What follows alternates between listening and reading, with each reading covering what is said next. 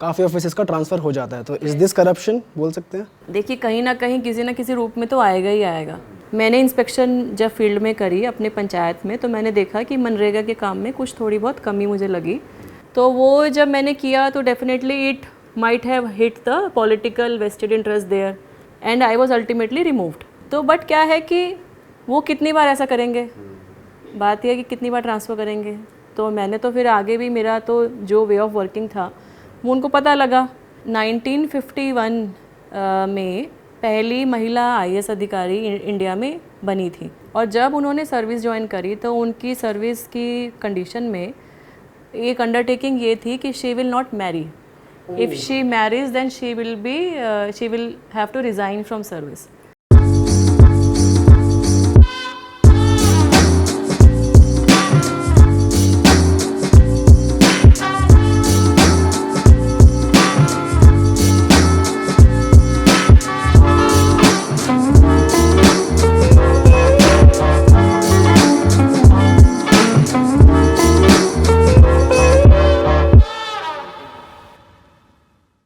तो दोस्तों स्वागत है आपका एक नए पॉडकास्ट में। और जैसा कि हमारा वादा रहा था आपसे कि हम नए नए जॉनर्स के गेस्ट अपने पॉडकास्ट पे लाएंगे, तो आज एक बहुत इंटरेस्टिंग गेस्ट हमारे साथ हमारे शो पे मौजूद हैं। हमारे देश के सेवक हैं, एक फीमेल आईएएस ऑफिसर हैं, सोनल गोयल जी।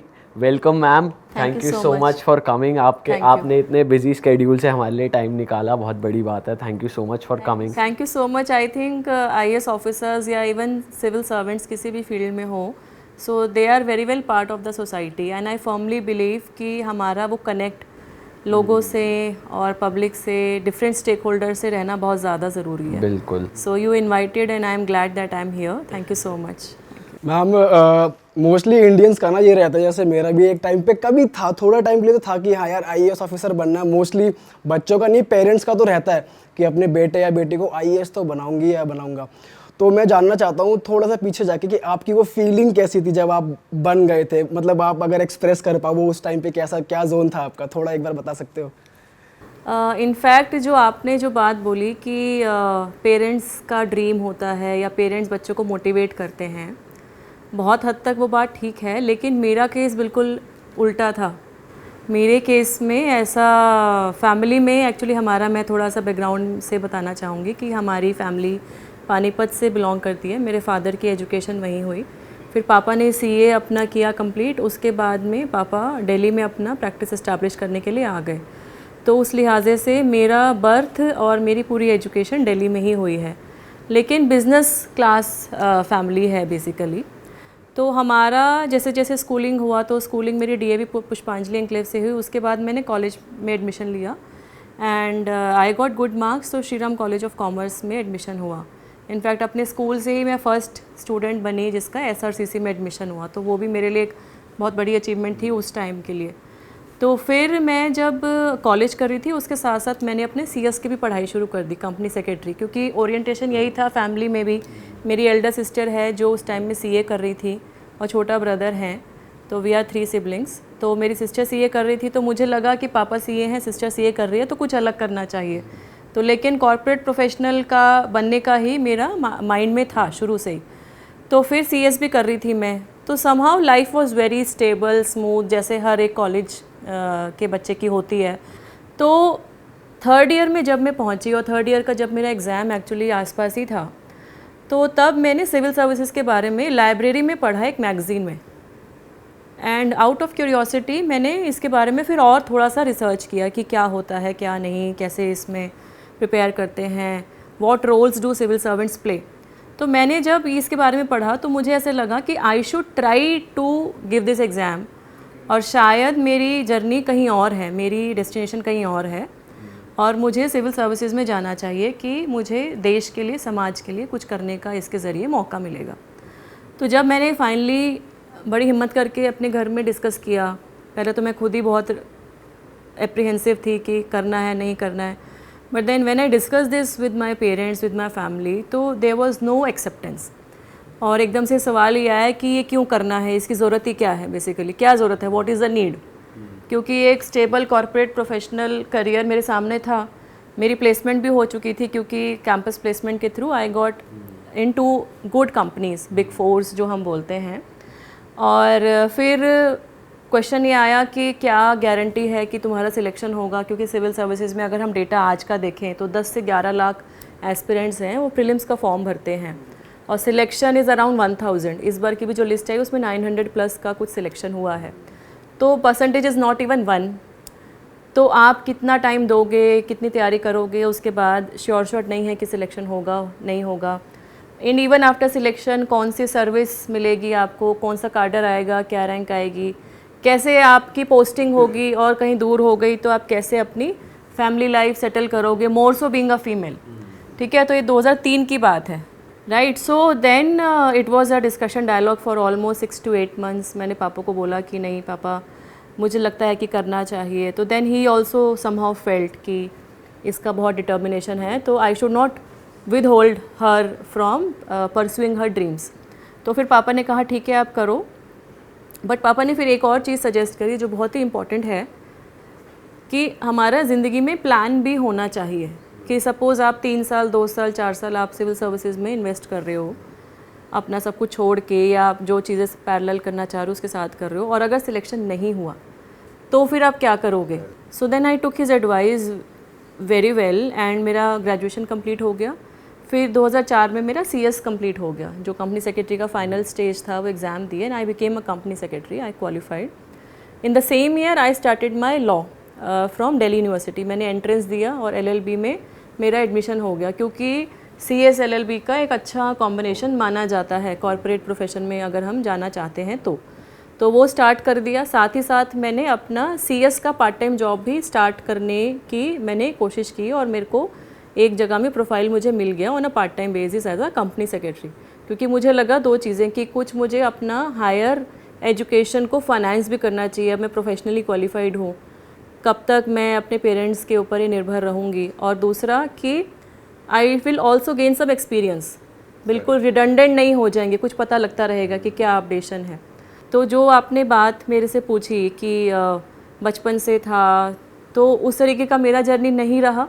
लेकिन मैंने फिर जब मेरा एग्ज़ाम आया तो 2006 में मैंने फर्स्ट अटैम्प्ट अपना दिया, और उसमें मैंने एक्चुअली 3 स्टेजेस होते हैं सिविल सर्विसेज के एग्ज़ाम में, तो प्री दिया, मेंस दिया, बट इंटरव्यू कॉल नहीं आया। तो फ्रैंकली वो मेरी लाइफ का फर्स्ट फेलियर था। मैं इससे पहले नंबर कम तो आए, कभी कभी नंबर कम आए, लेकिन फेल नहीं हुई थी कभी। करेक्ट। तो देन मैंने कुछ दिन का ब्रेक लिया, आई रिकलेक्टेड माई स्ट्रेंथ एनर्जी, और फिर मैंने अपने आप को कमिटमेंट यही दिया कि अब जो नेक्स्ट अटैम्प्ट होगा that should be my best attempt, और मुझे अपने ऊपर कोई सेल्फ गिल्ट नहीं आना चाहिए बाद में कि मैंने अपना बेस्ट नहीं दिया। मैम सॉरी कट कर रहा हूँ, उस टाइम जब आप नहीं हुआ था क्लियर वो पर्सनल इंटरव्यू का, तो घर वालों का रिएक्शन था, उन्होंने बोला कि घर आप वाले चेंज कर लो? नहीं, वो actually they were also very sad and unhappy in fact, क्योंकि वो देख रहे थे मैं जिस तरीके से मेहनत कर रही थी। मेरे पेरेंट्स इनफैक्ट मैं बताना चाहूँगी क्योंकि आपने पूछा, तो इनफैक्ट जब मैंने तैयारी शुरू करी तो इतना उन्होंने सपोर्ट दिया। इनफैक्ट घर में हमारी बहुत सारे सोशल ओकेजन्स होते हैं, मैरिजेज़ हो गई कज़न्स की, कोई रिलेटिव्स घर पे आ रहे हैं, फेस्टिवल है, Rakshabandhan, Diwali and all etcetera etcetera you know. तो मैं नहीं जाती थी उसमें, या घर पे कोई आता था तो मैं नमस्ते करके आई वुड कम बैक, क्योंकि I was very self conscious about my time, selfish थी मैं। तो फिर ये ताने भी सुनने को मिलते थे घर पे, जो रिलेटिव्स आते थे स्पेशली मेरे फादर को बोलते थे कि ये अपनी बेटियों को इतना क्यों पढ़ा रहे। मेरी सिस्टर उस टाइम CA कर रही थी, तो वो भी स्टडीज़ में जैसे हम दोनों लगे रहते थे कि इतना बेटियों को क्यों पढ़ा रहे हैं, इनकी ग्रेजुएशन हो गई है तो अब इनकी शादी कर देनी चाहिए। कंपैरिजन भी करते हैं हाँ, कि वो उनकी बच्ची तो वहाँ सेटल हो गई है, कोई सपोज फॉरेन में जाके सेटल हो गई है। One of our cousins had settled in US at that time, but then my father used to say कि एजुकेशन एक ऐसा गिफ्ट है जो हमें बच्चों को देना चाहिए irrespective of male and female. तो जब रिज़ल्ट नहीं क्लियर हुआ तो पापा को, मम्मी को ये एक्चुअली एहसास था कि मैंने कितने एफर्ट दिए, तो ही ओनली मोटिवेटेड कि एटलीस्ट एक अटैम्प्ट तो हम दे के देखते हैं, क्योंकि कई चीज़ें क्या है ना कि आप पहले में नहीं समझ पा रहे हो। और मैंने जब सेकंड अटैम्प्ट दिया, मैंने अपना मेंस के ऊपर ही सबसे ज़्यादा फोकस दिया, क्योंकि मेंस में क्या है कि answer writing is very important.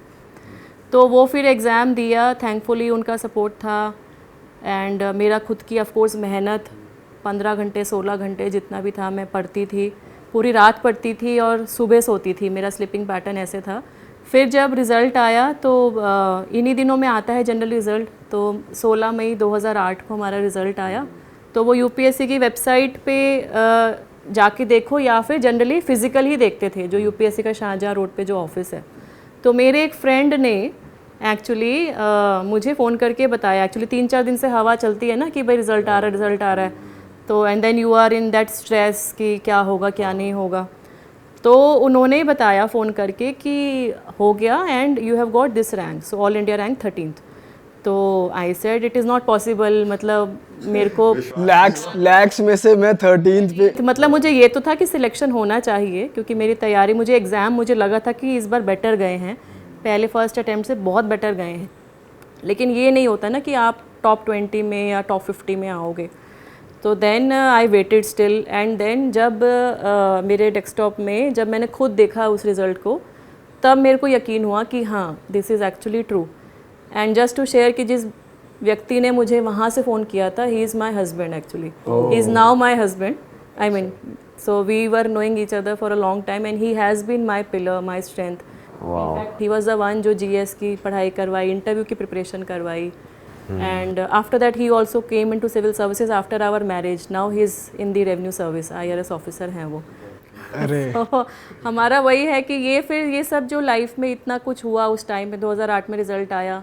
And I can remember कि जब रिज़ल्ट आया तो वही रिलेटिव्स जिन्होंने कभी क्रिटिसाइज़ किया था या टॉन्ट करते हैं, उन्होंने फ़ोन करके बोला मेरे पेरेंट्स को, फादर को, कि बेटी तो बहुत होनहार शुरू से ही है, वो हमें पता है कि सिलेक्ट आप वो बोल रहे होंगे अब आपने सही किया। नाम सिर्फ आपको नहीं, वो आगे पीछे भी कहते हैं कि हमारी मौसी की बेटी है वो ऐसा हो गया है, हमारी चाची की है वो हमारी कज़न बहन लगती है।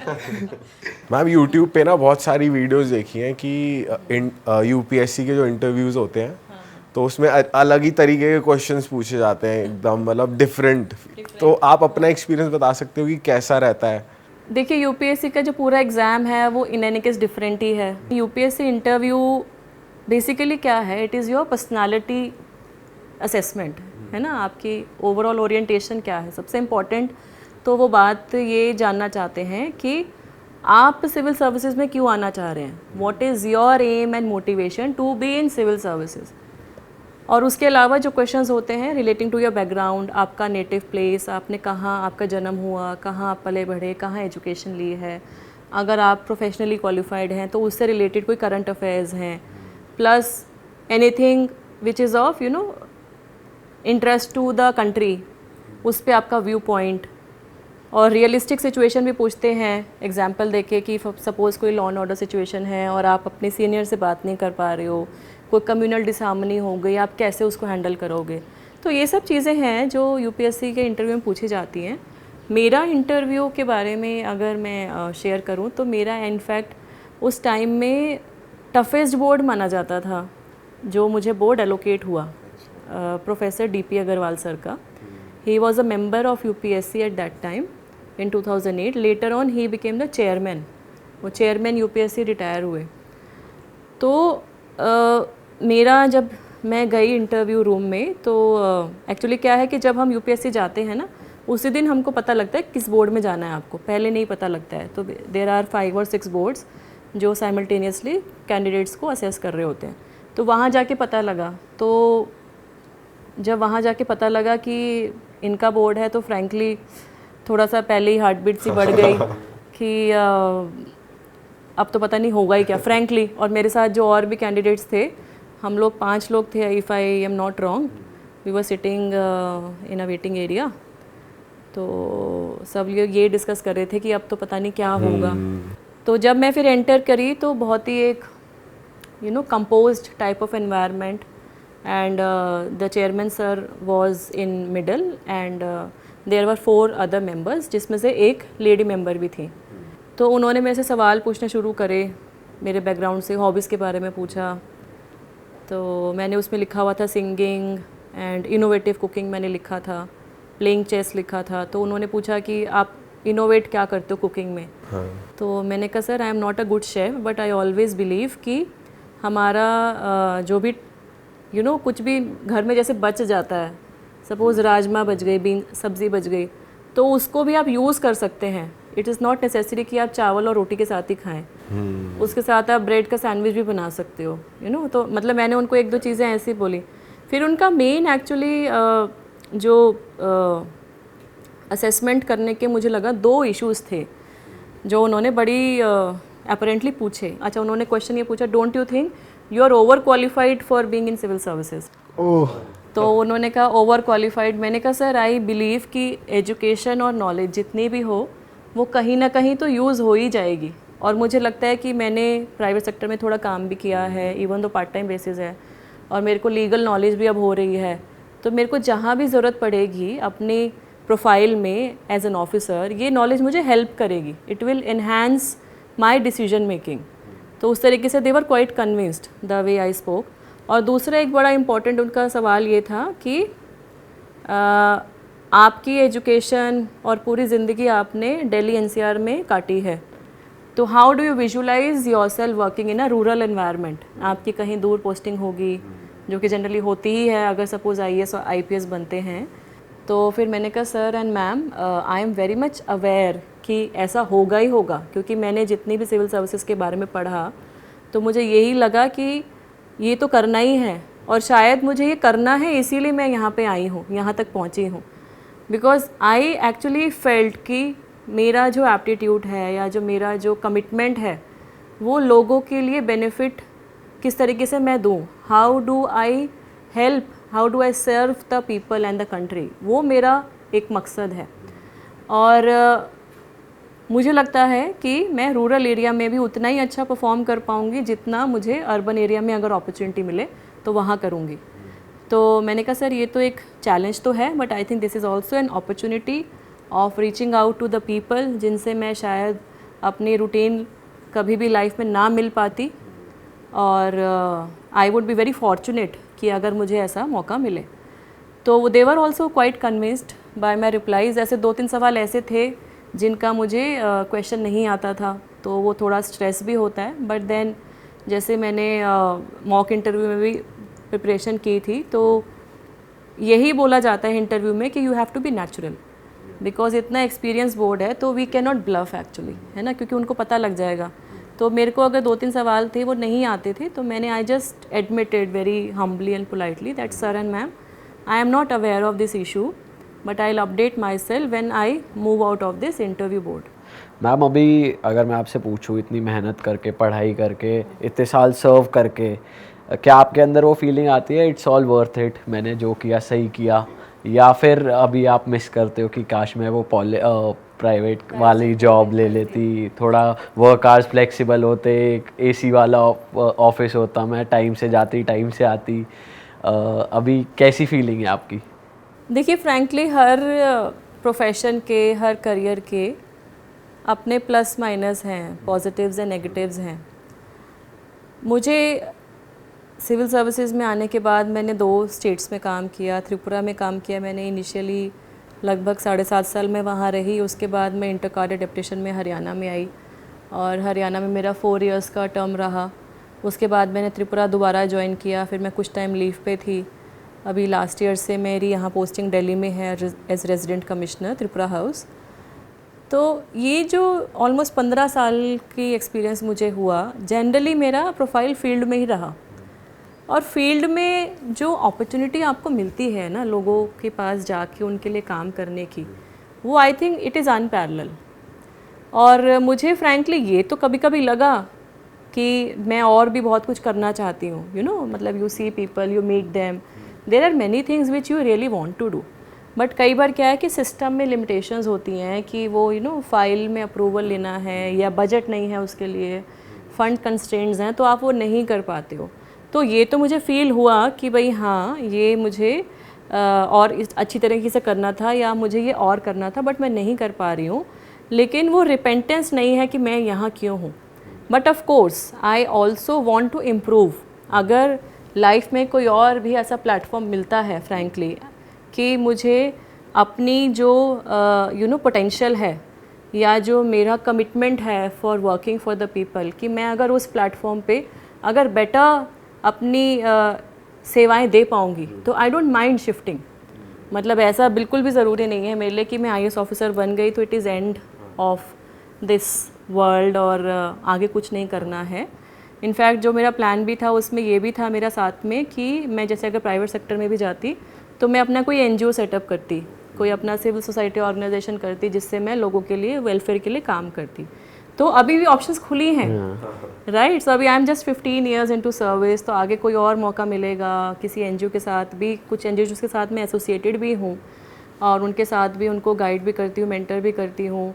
काफ़ी सारे सिविल सर्विसेज के एस्पिरेंट्स हैं जिनको मैं लगभग पिछले 3 सालों से I am guiding them, and काफ़ी सारे कॉलेजेस यूनिवर्सिटीज़ में भी मेरे कॉन्फ्रेंसेस सेमिनार्स रहते हैं, interaction with young people, specially because I feel कि इंडिया में जो यूथ पावर है उसकी एनर्जी को पॉजिटिवली चैनलाइज करना बहुत ज़्यादा ज़रूरी है। बिकॉज आज के दिन में डिस्ट्रैक्शंस बहुत ज़्यादा है जो मेरे टाइम में नहीं थी, हमारे टाइम में नहीं थी। आज अब 20 साल में इतना चेंज आ गया, स्पेशली लास्ट 10 सालों में, स्पेशली जो सोशल मीडिया की वजह से जो चेंज आया है वो पॉजिटिव भी है लेकिन उसके नेगेटिव्स भी काफ़ी हैं। तो we need to channelise their energy positively in a right direction. तो मुझे अगर कोई और मौका मिलता है कुछ और तरीके से देश के लिए काम करने का तो definitely I would be very happy to go. क्या आपकी जॉब पे पॉलिटिकल प्रेशर होता है डिसीजन मेकिंग में? I think yes it is there, क्योंकि अल्टीमेटली वी आर, हम जो बात करते हैं लेजिस्लेचर, एग्जीक्यूटिव और जुडिशरी, तो वी आर एग्जीक्यूटिव, बट जो लेजिस्लेचर और जो पॉलिसी प्लानिंग में है, चाहे वो विधानसभा की बात करें या हम लोकसभा की, राज्यसभा की बात करें, तो पॉलिसीज़ बनती वहीं पे हैं। तो definitely the political will and intention decides the way the bureaucracy is working, that is definitely there. लेकिन एक बात ये भी इम्पॉर्टेंट है जानना, मतलब मैंने हमेशा से यही फॉलो किया है कि अगर आपकी इंटेंशन बड़ी क्लियर है और आपका स्टैंड क्लियर है तो जो पॉलिटिकल इन्फ्लुएंसेस है ना वो बियॉन्ड अ पॉइंट आपको बॉदर नहीं कर सकते। वो ज़्यादा से ज़्यादा क्या है, ट्रांसफ़र हो जाएगा आपका, आपको निकाल तो सकते नहीं हैं, यू आर प्रोटेक्टेड। एक्चुअली हमारे जो सर्विस रूल्स हैं, डिसिप्लिनरी प्रोसीडिंग, सस्पेंशन, ये सब चीज़ें हैं और होती भी हैं, officers are being victimised for that. But अगर आप स्टार्टिंग में ही उनके साथ अलाइन होकर और सब कुछ करना शुरू कर दोगे then you actually increase your vulnerability, फिर तो वो किसी भी लेवल तक आपको लेके जाएंगे। तो इट इज़ वेरी इंपॉर्टेंट कि आप वो लाइन ऑफ डिस्टिंक्शन शुरुआत में क्रिएट करो। और डर किस बात का है? डर इस बात का है कि आपका ट्रांसफ़र होगा। सो जब एक ऑफिसर का ट्रांसफ़र होता है तो उसके साथ साथ उसकी फैमिली भी सफ़र करती है। इनफैक्ट मेरे केस में भी मेरी डॉटर अब 10 साल की हो गई, बट उसका हर साल ही स्कूल चेंज हुआ है। पहले त्रिपुरा में हर बार उसका स्कूल नया हुआ, हरियाणा में भी इस तरीके से ही रहा, और अब लास्ट ईयर में मैं दिल्ली में जब शिफ्ट हुई तो अब उसका 2nd ईयर एक स्कूल में है। तो ऑफिसर को भी थोड़ा सा बेसिकली अगर वो क्लियर करे कि ही और she is not getting bothered of the consequences, तो वो भी फिर आपको परेशान करना छोड़ देते हैं। वो कोई और वे आउट हो सकता है निकाल लें, but then at least they will not irritate you, या आपको वो उस तरीके की सिचुएशन में बार बार नहीं डालेंगे। मैम ये ट्रांसफ़र हो जाना, ये हम ओपनली बोल सकते हैं ये कि ये करप्शन का ही पार्ट है, करवा देना। एंड जैसे पॉलिटिकल प्रेशर होता है आपके डिसीजन मेकिंग में जिसकी वजह से काफ़ी ऑफिसेस का ट्रांसफ़र हो जाता है, तो इज़ दिस करप्शन बोल सकते हैं? It is definitely a part of corruption. And have you faced it some नहीं, टाइम? मेरा तो एक्चुअली देखिए कहीं ना कहीं किसी ना किसी रूप में तो आएगा ही आएगा। इट इज़ नॉट कि कोई आपको ये बोलेगा कि भाई ये काम करना है, इसमें आपका ये कमीशन है। It is not like that. It is also in a way कि सपोज़ किसी को लगाना है, किसी ऑफिसर का ट्रांसफ़र करना है, या आपके किसी स्टाफ को पोस्टिंग करना है, या कोई टेंडर अलॉट करना है, all these are indirect forms of the kickbacks, indirect forms of corruption, right. और मेरे केस में देखिए फ्रैंकली क्या है कि जब मैंने त्रिपुरा ज्वाइन किया, त्रिपुरा में उस टाइम में CPM की गवर्नमेंट थी। मेरे को वहाँ जाके एक तो मैंने लैंग्वेज नहीं सीखी, बंगाली लैंग्वेज वहाँ पे जनरली बोली जाती है, even though Tripura has Bengali and tribal population का मिक्स है, तो मेजॉरिटी लेकिन बंगाली है, तो बंगाली सीखी। वहाँ के लोग बहुत अच्छे हैं, it's a small state, beautiful state, और स्मॉल हिल्स हैं, फॉरेस्टेड एरिया है। तो वहाँ जाके जब मैंने काम करना शुरू किया तो basically you get people support also, लोगों को समझ में आता है कि वो उन ऑफिसर की जेन्युइन है इंटेंशन, और अननेसेसरी आपको कुछ, फिर पॉलिटिकल बॉसेस को भी मेरे साथ इंसिडेंट हुए 1-2 बार। और इनफैक्ट मेरी जब फर्स्ट पोस्टिंग थी ड्यूरिंग माई ट्रेनिंग, ट्रेनिंग में क्या है ना, 2 इंडिपेंडेंट पोस्टिंग्स मिलती हैं, एज BDO या एज SDM। तो मेरी जब BDO पोस्टिंग हुई तो कुछ ऐसा इंसिडेंट हुआ कि मैंने इंस्पेक्शन जब फील्ड में करी अपने पंचायत में, तो मैंने देखा कि मनरेगा के काम में कुछ थोड़ी बहुत कमी मुझे लगी। और फिर जब मैंने रिकॉर्ड्स वगैरह चेक कराए तो कुछ पंचायत सेक्रेटरीज जो होते हैं, जो कि पंचायत के इंचार्ज होते हैं, उनका ट्रांसफ़र्स कई सालों से नहीं हुआ था। तो मेरा जो पोस्टिंग वो चार्ज था वो 1 महीने का था ड्यूरिंग ट्रेनिंग। तो लेकिन फिर भी मुझे लगा कि इतने सालों से ट्रांसफ़र नहीं हुआ, तो लेट मी डू। तो वो जब मैंने किया तो definitely it might have hit the political vested interest there, locally जो वहाँ लीडर्स थे, तो वो शायद कंप्लेंट फिर CM साहब तक गई। और फिर उन्होंने मेरे DM सर को फ़ोन किया and I was ultimately removed. और मेरे DM सर ने तो बेसिकली क्या है कि वो इनिशियल आपके सर्विस में गए हुए 4-5 महीने ही मुझे हुए थे, और उसी में ही आपको इस तरीके से एक सेटबैक ही टाइप का लगा मुझे कि मैंने तो अच्छी इंटेंशन से काम करने की कोशिश करी, मेरा क्या इंटरेस्ट था इसमें, और वो ट्रांसफ़र कर दिया मुझे। तो फिर मैंने बाद में सर से बात करी, मैं मिली उनसे जाके अपने कलेक्टर सर से, तो ही सेड कि these are experiences which you will keep on getting, but आपको जो ठीक लगता है आप वो करते रहो, it should not deter you. In fact CM sir ने एक पब्लिक मीटिंग में बंगाली में एक स्टेटमेंट बोली जो मुझे बाद में पता लगा, विच वॉज रिगार्डिंग मी। तो ही सेड कि he said to my DM basically कि उन्हीं तो बांग्ला बुझते पारे नहीं, आपनी केनो उनाके ओखाने फील्ड पोस्टिंग करे दिएछेन, ए तो ताड़ाताड़ी। तो उसका मीनिंग क्या है कि she is a novice and she does not know Bengali, तो why have you posted her in field so early.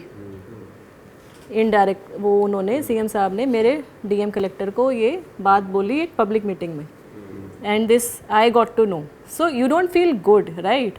तो बट क्या है कि वो कितनी बार ऐसा करेंगे, बात यह है कि कितनी बार ट्रांसफ़र करेंगे।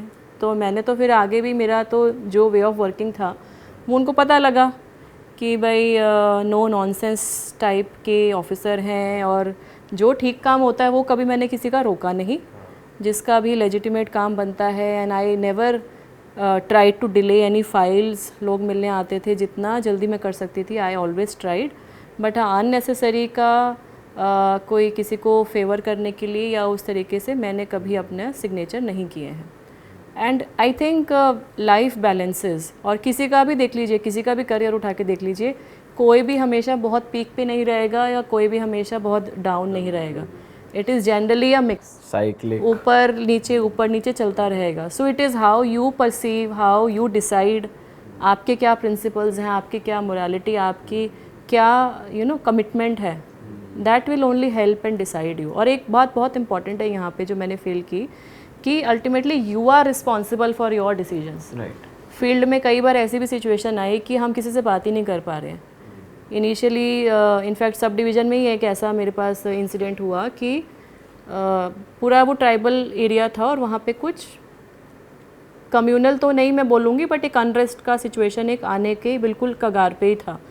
तो then I talked with my police counterpart, हम लोगों ने मीटिंग करी, and then we to defuse the situation we actually took the help of जो इन्फ्लुएंसर्स होते हैं सोसाइटी में, कम्युनिटी ओपिनियन बिल्डर्स होते हैं ना, चाहे वो रिलीजियस लीडर्स हों, स्पिरिचुअल लीडर्स हों या ऐसे लोग हों एजुकेशन में हों, तो उन लोगों की मदद से हमने वो सिचुएशन को अवॉइड कराया। बिकॉज आई न्यू कि कुछ भी होता है तो जिम्मेवारी तो मेरी ही रहेगी as in-charge of that subdivision, and I have to be answerable. So that is also very important that you have your intentions very clear when you are taking any decision. And ma'am being a woman क्या situation और complex हो जाती है जब आप एक authority पे होते हो? और वैसे मेल्स में हमने ये चीज़ देखी है कि बॉन्डिंग ज़्यादा हो जाती है, थोड़े प्लीज़ कर लेते हैं अपने सीनियर को सर करके, थोड़े फेवरेट बन जाते हैं। एंड फीमेल से ऑर्डर्स लेने में एक मेल ईगो भी हर्ट होती है जो आपसे सबऑर्डिनेट्स हैं कि ये ऐसा, मतलब मैं सुनी सुनाई बातें कर रहा हूँ, आप फील्ड पे रहे हो तो मैं नहीं, आपका हो सकता है आपने एक्सपीरियंस देखा जानूं। भी हो। ये मूवीज और ये सभी हमारे सोर्स ऑफ इंफॉर्मेशन रहे हैं मैम। अब हम फॉर्चुनेट इनफ है कि हम एक रियल एक्सपीरियंस जान पाएंगे, पर आप मुझे बताओ कि नहीं, कैसा देयर हैव रहता है। Been quite a number of movies now on women in services, women IPS IAS, even forest service में भी जो ऑफिसर्स हैं उनके ऊपर तो अब media is also highlighting, which is good actually. लेकिन अगर हम ओवरऑल बात करें विमेन इन ब्यूरोक्रेसी की, विमेन इन सिविल सर्विसेज की, तो 1951 में पहली महिला IAS अधिकारी इंडिया में बनी थी, मैडम अन्ना रजम मल्होत्रा। और जब उन्होंने सर्विस ज्वाइन करी तो उनकी सर्विस की कंडीशन में एक अंडरटेकिंग ये थी कि she will not marry, if she marriage then she will have to resign from service. And then she of course joined, she got Kerala cadre and she performed so well। उन्होंने horse riding भी सीखी, उन्होंने revolver चलाना भी सीखा, मतलब वो सब काम सीखे जो एक मेल ऑफिसर को वहाँ पे ट्रेनिंग में दिए जाते थे। तो जब उनकी पोस्टिंग हुई तो धीरे धीरे ऑफिसर्स ने देखा that she is also performing so well, तो ये कंडीशन फिर हटा दी गई मैरिज वाली। She married to another IAS officer and तब से लेके अगर हम अब तक बात करें तो हमारी विमेन की रिप्रेजेंटेशन आज भी ब्यूरोक्रेसी में it is not more then 1/4। Police service में 10-12% है, IAS में 17-18% है, रेवेन्यू सर्विस में 20-22% हम बोलते हैं, बाकी सर्विस स्टेट सर्विस को अगर हम मिला लें तो मिला जुला के it is not more than 25% at India level. ठीक है, तो आप समझ सकते हैं कि आज़ादी के इतने साल बाद भी अगर हमारा रिप्रेजेंटेशन इतना है तो सिचुएशन क्या होगी, right. So for a female it is actually very challenging to keep proving herself. मतलब हमारी जब पोस्टिंग होती है तो इतने सारे इफ्स एंड बट्स हमारे को सराउंड करके रखते हैं कि ये कर पाएंगी नहीं कर पाएंगी, ये तो महिला हैं तो काफ़ी चीज़ें तो कर ही नहीं पाएंगी, she is soft, right, and emotionally not strong, और like I mean there are so many things which people are into their own mindset। but मैंने देखा कि हमारे इंडिया में जितनी भी लेडी ऑफिसर्स हैं mostly they have been actually very beautifully, very nicely they are balancing the personal and professional obligations. मेरे ऐसे काफ़ी सारे एक्सपीरियंसेस रहे हैं कि जिसमें मुझे एक्चुअली फील हुआ कि डिस्क्रिमिनेशन है, I would not deny, but मुझे लगता है कि मैंने सिचुएशन को फेस किया। और एक महिला के साथ सबसे इम्पॉर्टेंट चीज़ और क्या है कि जैसे जैसे उसका करियर प्रोग्रेस कर रहा है वैसे वैसे उसकी फैमिली भी एक्सपैंड कर रही है। After you are selected, you get married, then आपके बच्चे होंगे, और उन्हीं सालों में 7-8 सालों में आपकी फील्ड पोस्टिंग है, उसके बाद तो आपका जब प्रमोशन हो जाएगा तो आप DC लग नहीं पाओगे। तो मैंने ऐसा देखा कि मेरे जब फर्स्ट चाइल्ड होना था, I was expecting my first child, तो I was on maternity leave, Tripura में मैं थी उस टाइम में, और मेरे हस्बैंड यहीं दिल्ली में ही थे। तो मैटर्निटी लीव लेके मैं यहाँ डिलीवरी के लिए आई, तो my batchmates all over India उनकी पोस्टिंग्स हो रही है, right, but then I am at home, and then वो कहीं ना एक यू फील कि sometimes you are having the discrimination which is more due to the biological reasons.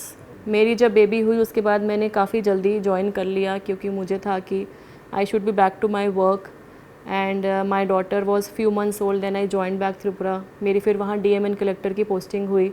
In fact I was the first lady officer to be posted as DMN collector in that district. Even मैं जब अगरतला में municipal council में मेरी posting हुई थी 2012 में, तो I became the first lady officer to be posted as CEO of Agartala city.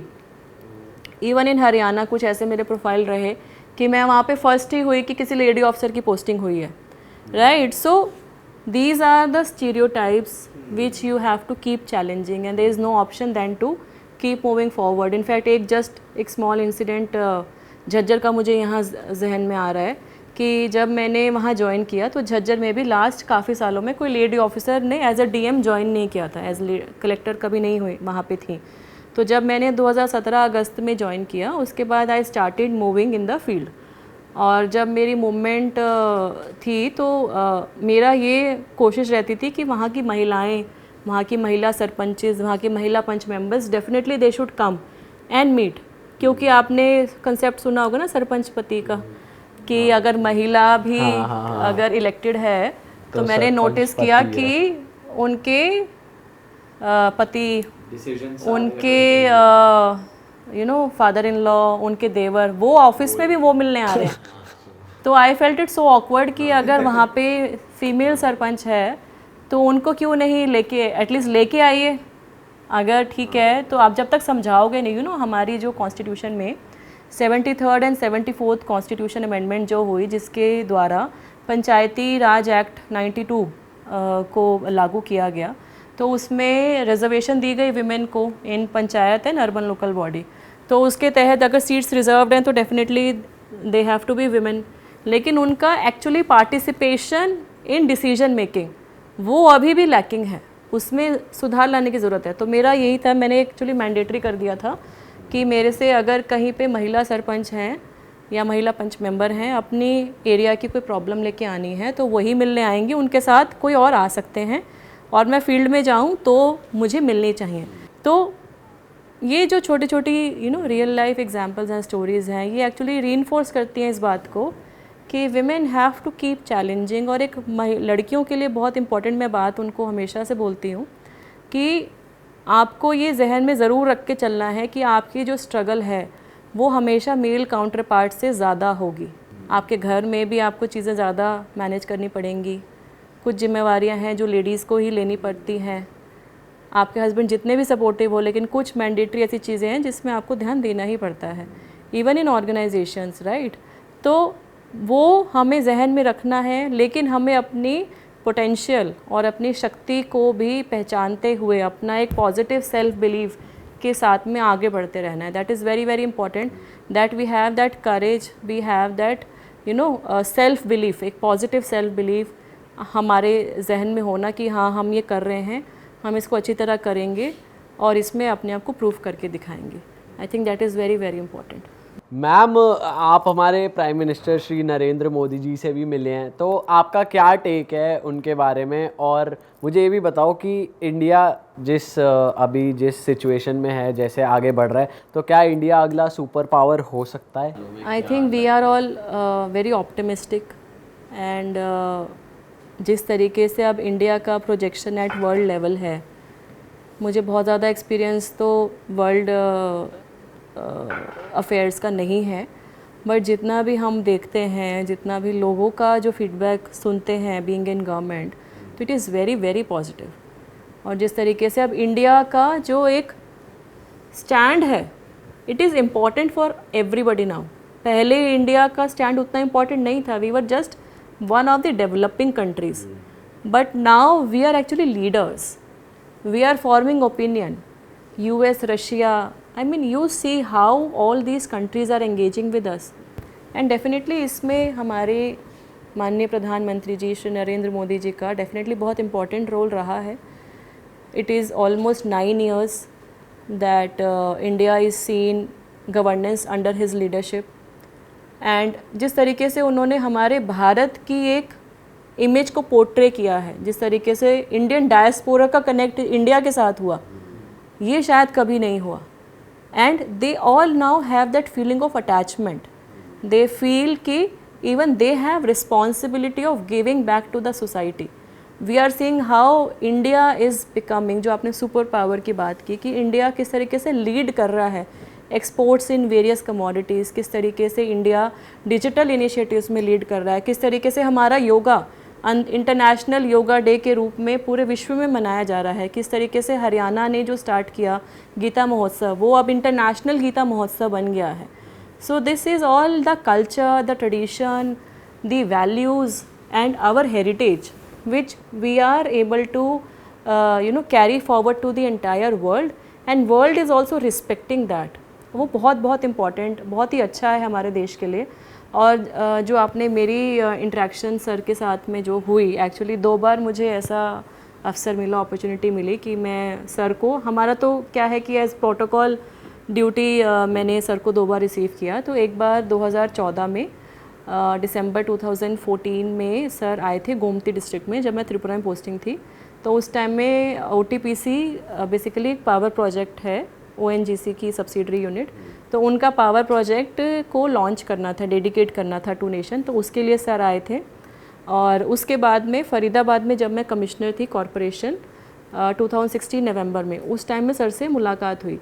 तो he is so I would say humble and हुआ क्या कि मेरे को फर्स्ट टाइम भी जब वो आए उनसे इंटरेक्शन करने का मौका मिला और सेकंड टाइम भी मौका मिला। तो फर्स्ट टाइम इस तरीके से हुआ कि जब उनका अराइवल हुआ तब तो रिसीव करके जो प्रोटोकॉल के हिसाब से वो अपने व्हीकल में गए और he went to the function venue.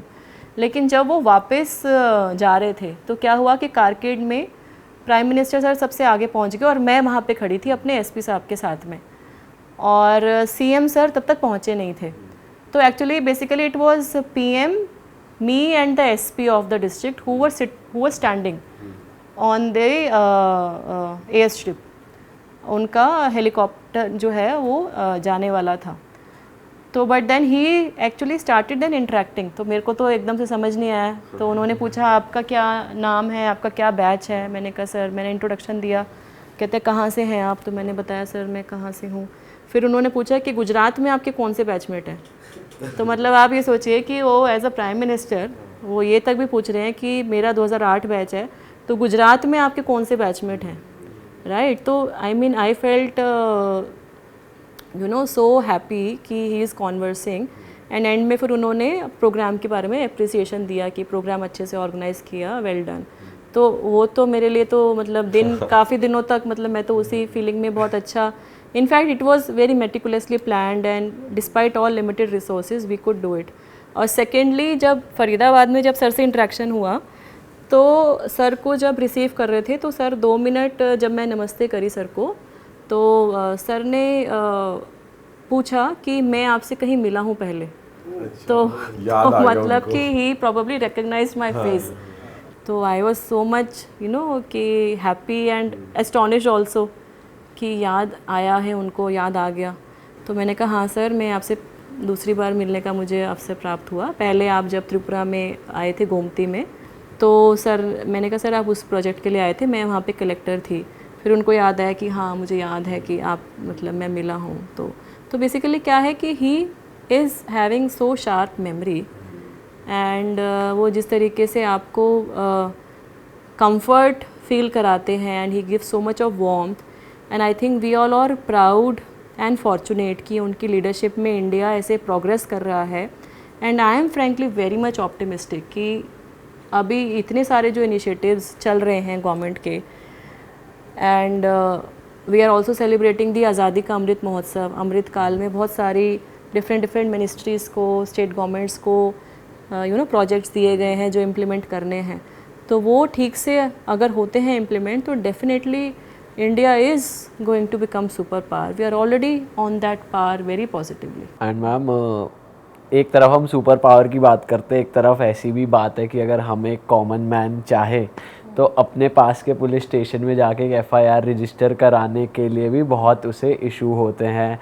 Politics में बहुत सारे गैंगस्टर्स हैं या क्रिमिनल्स हैं जिन पे केसेस चल रहे हैं, पर हम ना चाहते हुए भी किसी पार्टी से वो स्टैंड कर रहे हैं तो उस पार्टी के लिए वोट करना पड़ रहा है। हम अपने लीडर्स भी ढंग से नहीं चूज़ कर पा रहे, इन्फॉर्मेशन इतनी अवेलेबल नहीं है, लोग हेल्पलेस है एक तरफ। राइट। तो उस सिस्टम के लिए आप क्या कहना चाहोगे अभी की सिचुएशन में, और उसको बेटरमेंट के लिए क्या? आई थिंक ये तो मैं डिसएग्री नहीं करूँगी कि सिस्टम में लिमिटेशंस हैं। FIR की बात करें तो वो कहीं ना कहीं इसमें ये पूरी एक सोसाइटी का जो सिस्टम है that is responsible for that कि हमने ऐसा बना दिया।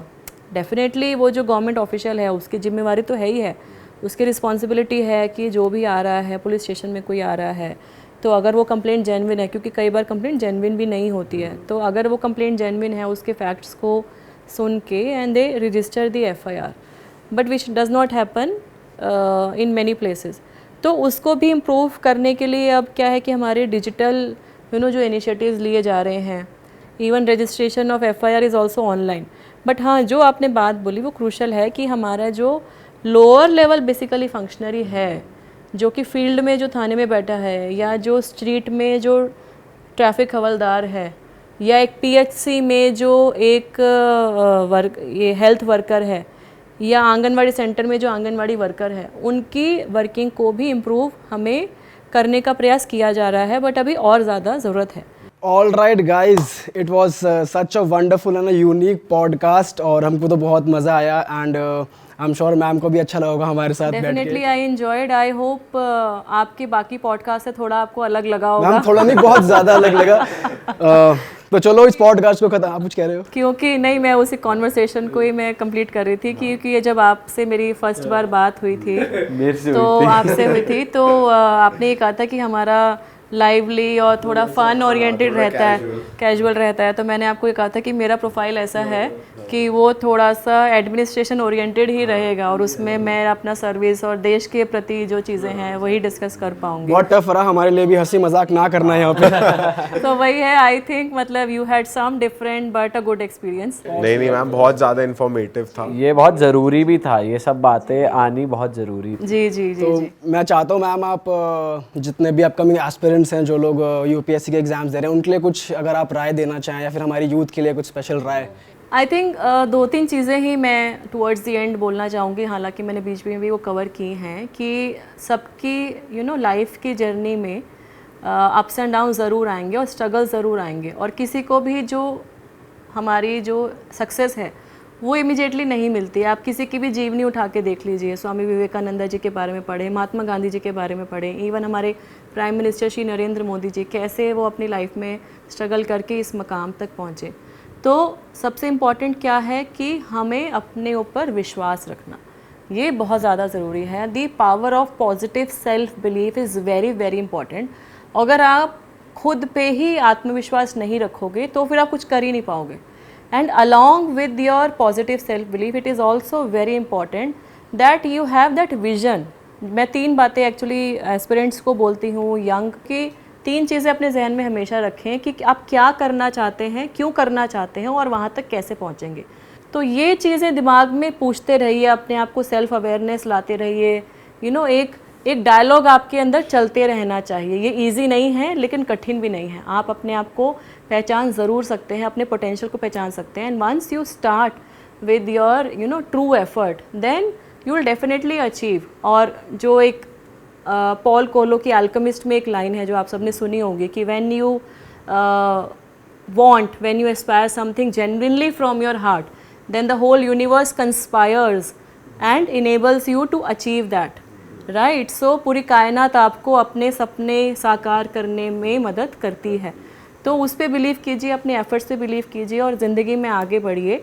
और एक हिंदी की पंक्ति मैं यहाँ पे आप सबके लिए बोलना चाहूँगी कि कोई भी लक्ष्य मनुष्य के साहस से बड़ा नहीं, कोई भी लक्ष्य मनुष्य के साहस से बड़ा नहीं, हारा वही जो लड़ा नहीं, हारा वही जो लड़ा नहीं। तो अगर आप पहले गिव अप कर दोगे तो definitely you will not achieve what you want to do in your life. So stay happy, stay healthy, keep giving your efforts. और एक लास्ट बात, being in government, कि हम जहाँ भी जाएं, जो भी प्रोफेशन करियर चूज़ करें, हमें गर्व होना चाहिए कि हम भारतीय हैं, और हम ये भी सोचें कि हम कैसे अपने देश के लिए, समाज के लिए अपना contribution दे सकते हैं. What we can do for our society and people around us, that is also very very important. खुद के लिए तो सभी जीते हैं, लेकिन इंसान सच्चा वही है जो दूसरों के लिए भी कुछ करे, जो दूसरों की भी मदद करे।